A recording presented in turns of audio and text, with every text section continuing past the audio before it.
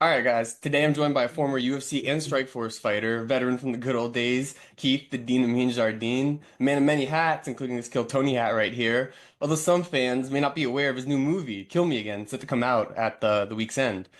So I thought we'd just start by catching everyone up to speed on what you've been up to. I mean, the path from fighter to actor slash stuntman to director is not a straight shot. How did one of the scariest men alive end up being behind the camera directing scary movies? Yeah, just by chance, after I was done fighting, um, I fell in love with acting. I actually always wanted to be an actor, and I took that to heart, and I put all my time in doing that. But I started doing really good, getting a lot of cool roles, but all the roles kind of seemed the same. So I figured if I wanted to create have better, more interesting, complex roles, I'd have to create them. So I learned how to write from nothing. I'm not a great writer. I was horrible in school at writing and all that, but from studying acting, I knew dialogue and that, so I knew how to put dialogue together. And I love movies, so I just like kind of just create the blank slate to create the movie you want to see from the ground up. Like that really appealed to me from the beginning. Awesome. Yeah. And I mean, you've been around a lot of great directors, great actors too, to maybe draw inspiration from. I mean, you worked like early on in your career, you were on at least movies directed by directors like Tarantino, Glass, Paul Anderson. Did being around that prepare you at all for taking on that role themselves, just seeing them at work? Or were you not close enough to their position to see the director's role? Hell no. I would love to say that I got this inspiration from working with Paul Thomas Anderson, but that just seems like a bold thing. Like, of course, I paid attention and I look to their style and all that. But when you jump into the fire and you're doing it yourself, you just got to figure out your own way and your own authentic way. And if you're trying to be somebody else, then I think they're doomed from the beginning because you're working with professional, world-class actors, and if there's any kind of false pretentiousness, like they'll pick it up and the whole thing's ruined right away. Your directorial debut was Kill a Cafe, released in your home city of Albuquerque in 2023. How does this new film relate and compare to that one?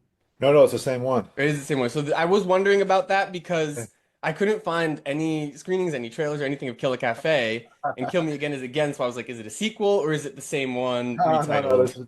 The distributors wanted to do the name change, and I've fallen in love with the new name, so I love it. It was actually come across in a rant, like I was talking to my producer, and they wanted to change the name, and I didn't like their suggestion, and I'm just kind of ranting, like, no, that's no good. It doesn't even describe the movie. It's not even.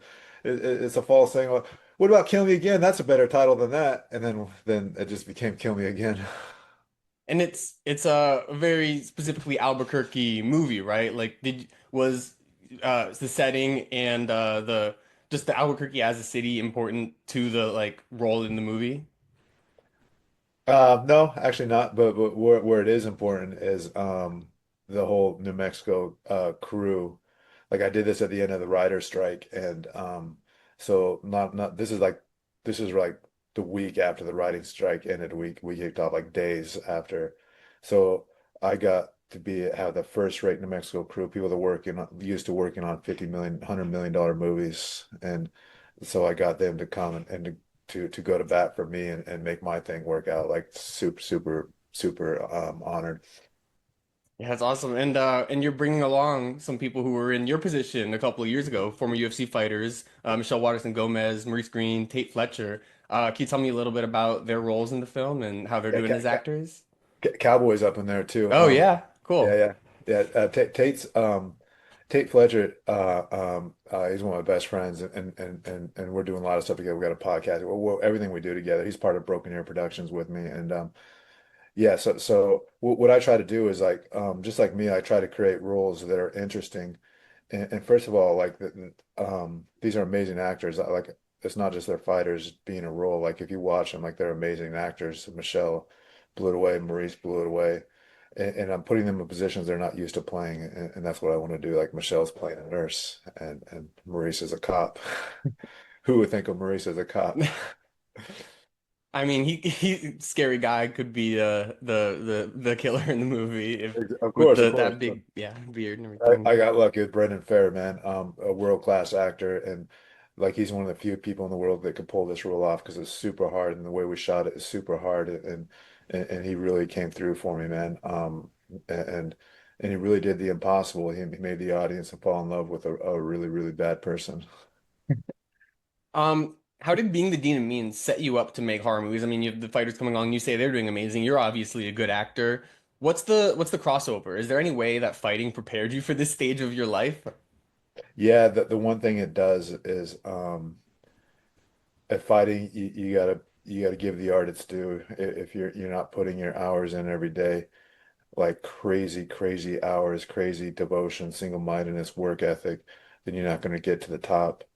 And so he switched to any other walk of life and doing the art of cinema, which I did, is like if you're not giving the art its due and putting your hours in, your devotion, your single-mindedness, years and years of trying to catch up. These guys have been to film school, been to theater, done all this stuff, professional actors since they were a kid. If you got to catch up to these guys, you need to put your damn hours in. And so that's where fighting helped me out a lot. Yeah, the fighting sounds like it sets you up. You think it sets you up for almost anything you could do. Work ethic will carry you far in any field.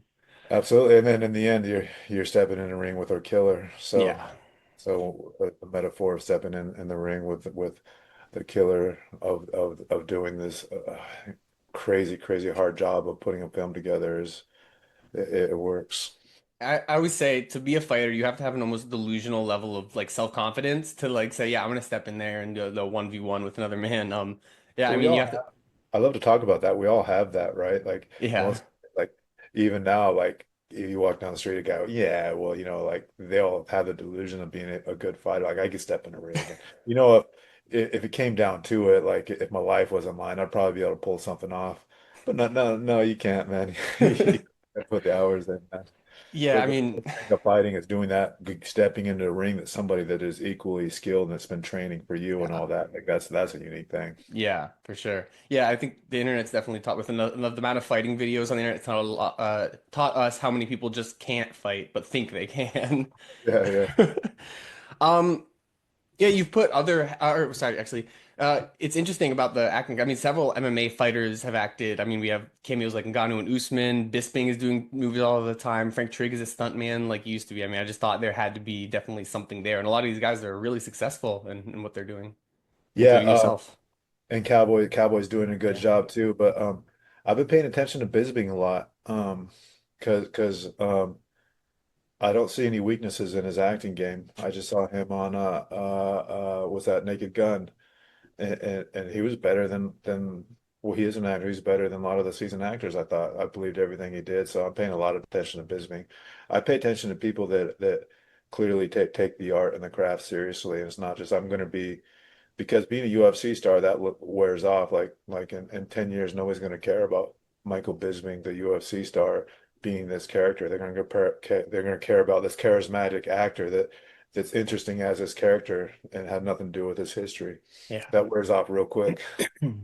Well, and Bisping's definitely an interesting character in real life, and a lot of the most interesting actors are interesting characters. They have a lot to draw on personally, and Yeah, Bisping's just always been a good talker, always one of the yeah, best. yeah. He just got to be himself, But but yeah, I think more than that. this is Yeah. this is a bit off topic, but did you see that it came out that he almost got killed by a serial killer in the 90s in the UK? This guy is locked up Oh, in prison and he was like, yeah, he was his modus operandi was dousing people's houses in petrol and then hitting them with a hammer. Bisping told this story on his podcast how he came home one time and this guy was in his house with a hammer and he escaped and the guy now is in prison and telling the story also. wow. Did he Yeah. subdue him? What did he do? Is this when Bisping was training? Yeah, this was early days, 1997, 90, Yeah. like when he was, Ultimate Fighter days.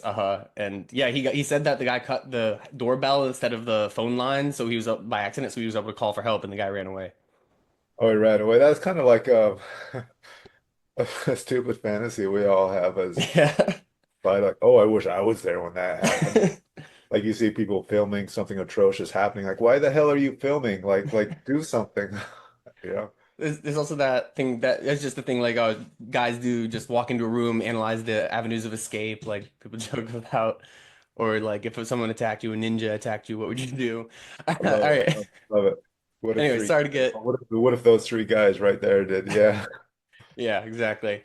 Um, I want to talk to you about some of your other gigs. I mean, you put on other caps aside from fighter, actor, and filmmaker. Can you talk to me about your time? I mean, and just the path from like finishing your career as a fighter to now, where you worked as like a bounty hunter, a firefighter, I heard, and if those helped your creative career in any way as well. Um, Actually, those were before I started fighting. Oh, okay.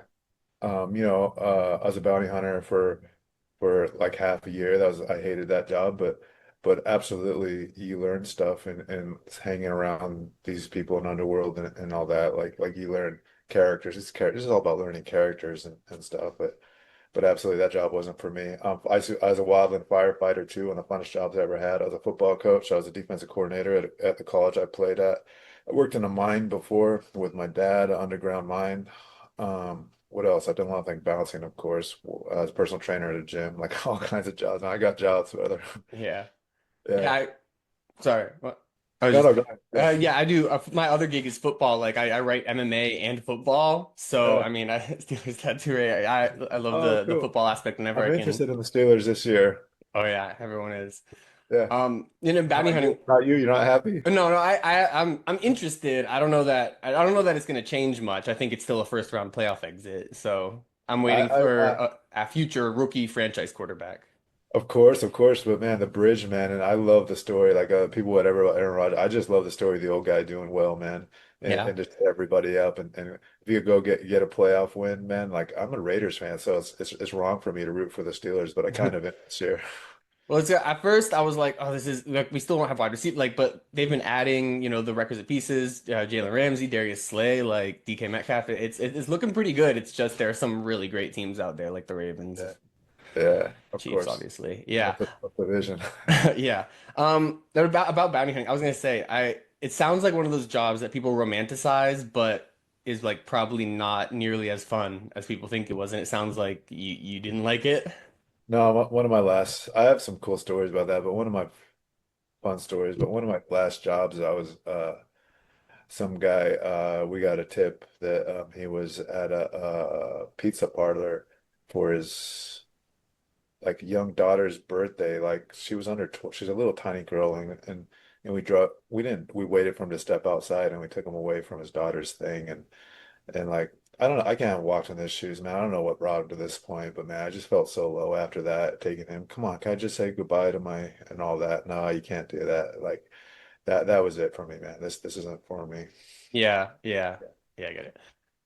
Um, and yeah, so at what point you said that you got tired of like the movies not being good to the roles you wanted to be, and you were like, yeah, I'm just gonna write them myself. At what point did you know, hey, like I want to write? Like, was there a time you had a role where you're like, I could, if I wrote this, it could be a lot more fun for myself or just a better movie?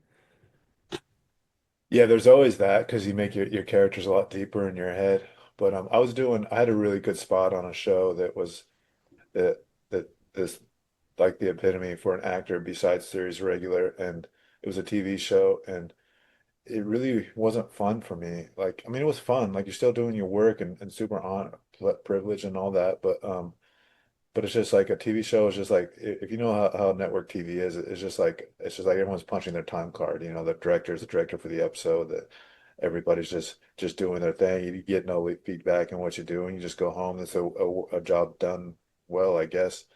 But then I think when I have my most fun, I have my most fun when I collaborate with other writer directors. I'm working on their show, making their dream come to life because there's a certain passion involved in that where everybody from the grip to the electrician, whatever, everybody's working together to get this one goal achieved. And the teamwork from MMA, like I love that. So, and that's the other thing. I was like, well, if I just start learning how to write and make my own stuff, then I'll be able to collaborate with these people. And like if you build it, they will come kind of thing. And that's really what happened. Like, and it was like, thank God I started when I did because I'm here where I'm at right now. And like I'm in a hurry to I'm in a hurry to catch up with everybody. That's awesome. I mean, I'm obviously a writer myself for the Sporting News, but I also do like creative writing of my own. I love when MMA fighters have, that depth to them. They can create something else, something to show the world other than fighting as much as I love fighting. Absolutely. I got an MMA script that's probably coming up next. I got something coming. Well, the reason why I did this is because a studio wants to do an MMA script that I have that's it's kind of an MMA script in that world. It's more of a taxi driver type script, but um but if somebody wants to do it, but I wasn't going to direct it, of course. So that's why I took the advantage of the writer's strike to well, what can I put together that can show what I can do that I can direct a feature and get these things done, and that's how Kill Me Again came along. Yeah, and we'll call it the first movie written after the writer's strike. Advertising right there.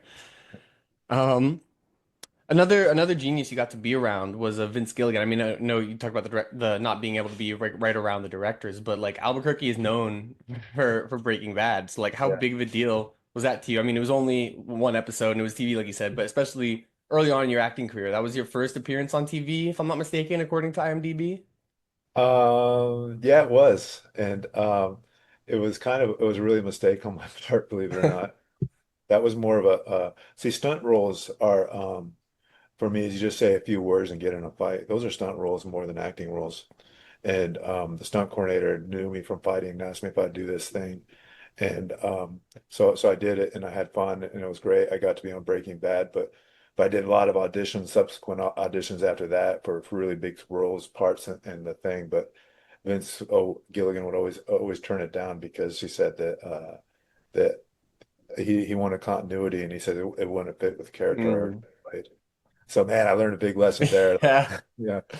Uh, Yeah, that's yeah. like, I mean, like Marvel and stuff will recast sometimes for a small role, but with Or I know how Vince CSI is or like yeah. If you watch Vince. CSI, you'll see guys that spend their like 10 times already. Oh yeah.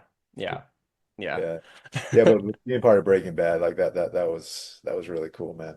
But yeah, that was at the very beginning of my acting career.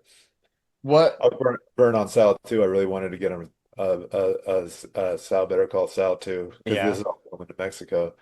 But he was I love it because he's an artist on it. He was super strict. Like, no, if it conflicts with Well, that, you can't do you it. could have said, "Oh, it's the same guy." Like 5 years, Baylor Cross Hall's a prequel. Could have been the same Yeah. guy 5 years Yeah. earlier doing something else. Yeah.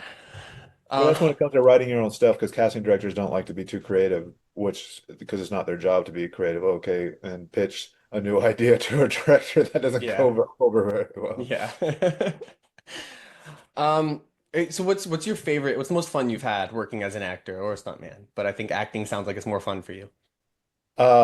Acting, this role I just did in Finland with Jorma Taccone. He's an SNL writer. He did MacGruber, and he brought me on to be a lead in a show with Juliette Lewis and Timothy Olyphant and Jason Segel and Samara Weaving, and so it was just that's our group, and I was in Finland for 2 months with them, and it was the most fun I've ever had, dude. Like, because it's a comedy, but it's an act kind of comedy, but just like you did your take well when you hear people are laughing at the monitors, and it's such a fun experience, man. And so that's coming out towards the end of the year. That sounds awesome. Those are some big names, and you said you were a lead alongside them. Yeah.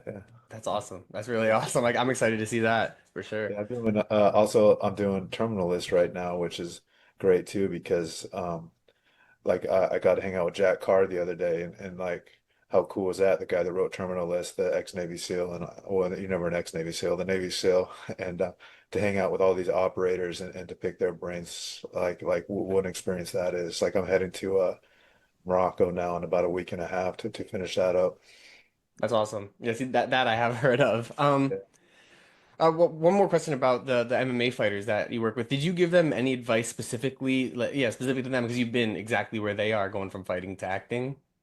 yeah, just to like I advise on coaches and all that and get a coach because a lot of like people don't realize this. Even a lot of your most seasoned actors get acting coaches, and or it's not sometimes a coach. It's even just a friend that you become that you work in your dialogue with because it's like having a director before your director, and you discover things about the different avenues for the character that maybe you didn't consider, and it arms you for the combat of what the day of work is because you got to be ready as an act like as a good actor you got to be ready for shifts changes the dialogue changes and maybe your character is not this maybe your character is that because you come to the day and the character you're playing against is doing something completely different than you expected um, and that's the art that's the fun that's the sparring of acting that I love man.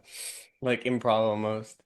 Oh yeah well most a lot of my stuff is improv dude like but improv isn't on the moment it's with a lot Yeah. of direction. Yeah, for sure. For sure. And yeah, I just want to close out by asking you to hook us. Why should people and combat sports fans specifically, 'cause that's the audience here, want to go see Kill Me Again on August 8th? Oh, shoot, this is easy. We haven't even talked about this much. Kill Me Again is super twisted, dark, and fun. It's Groundhog Day from the perspective of a serial killer, time loop, but the guy we're walking in his shoes, a serial killer living his worst, one of his worst crimes, and he's forced to live it over and over and over, and it's demented and dark and said. But the thing is, I just got back from the LA premiere where it's freaking funny, man, where we're just standing in a theater and people are laughing. People that are like regular people just laughing throughout the whole movie, man. There's no better feeling than, and they're laughing where they're not supposed like it's a, it's a slasher. People are dying and all that, but I found a way to make that funny and Brendan Farr is so charismatic. So, but there's a huge twist at the end that nobody's seen coming. Everybody that watches it, oh, I never saw that coming.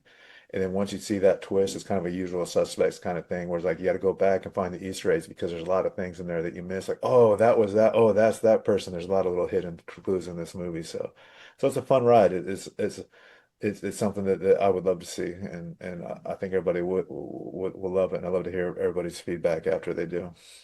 I'm a bit obsessed with like pattern recognition, like finding out the twists in movies. I started, so full disclosure, I haven't finished watching the movie. I started watching it with the link Mark sent me, but a bit busy here. My mom's recovering from a surgery, and anyway, I'm gonna take that as a challenge and try to figure out your twist if I can. Though we'll see. Okay, you're not gonna, I promise you, but we got to talk after this. Um, yeah, great, man, great, thanks. Awesome. Yeah. Thank you so much for your time. I'm excited for it. If you could just There's close a out, few but spots in. I was gonna say there's a few oh, sorry. spots in there that nobody's picked up yet. Sorry, I think yeah. Yeah, and thank you so much for your time. If you just could tell people where and how exactly to watch the movie, the deal with streaming, theaters, all of that. Cool, Kill Me Again. It's in theaters on August 8th on this Friday, but it's wherever you can rent movies, Apple, Amazon, all that. It's there, and you can actually pre-order it on Apple right now. If you look at Kill Me Again 2025, that would help us a lot for our placing. So pre-ordering on Apple is great right now, but on Friday the 8th is everywhere you get movies or it's in theaters.